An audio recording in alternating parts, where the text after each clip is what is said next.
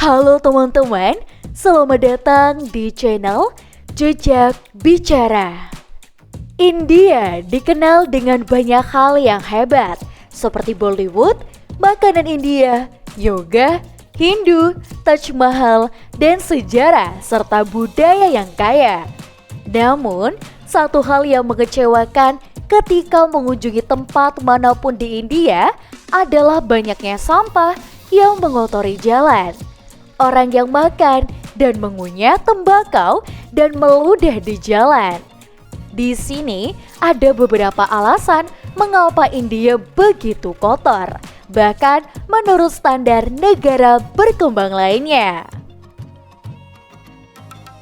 Ekonomi India terus berkembang pesat sejak beberapa dekade terakhir dan Swachh Bharat Abhiyan dengan memiliki misi India bersih memasuki tahun kedua.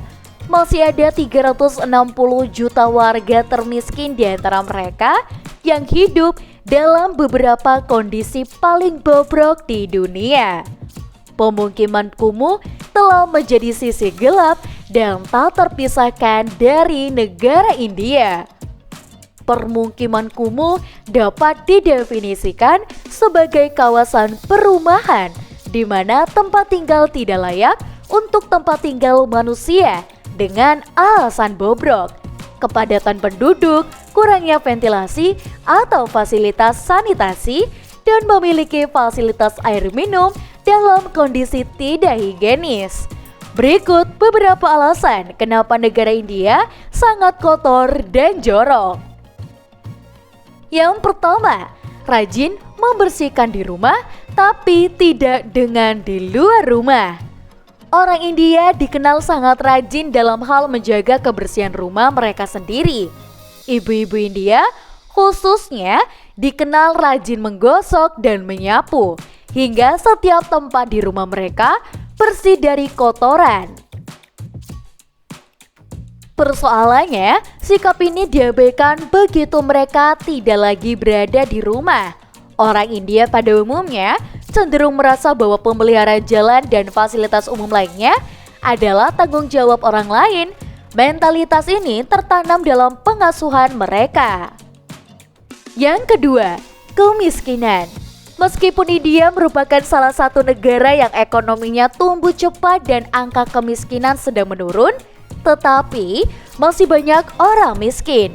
Menurut Komite Rangarajan, lebih dari 38% populasi hidup di bawah garis kemiskinan pada tahun 2014.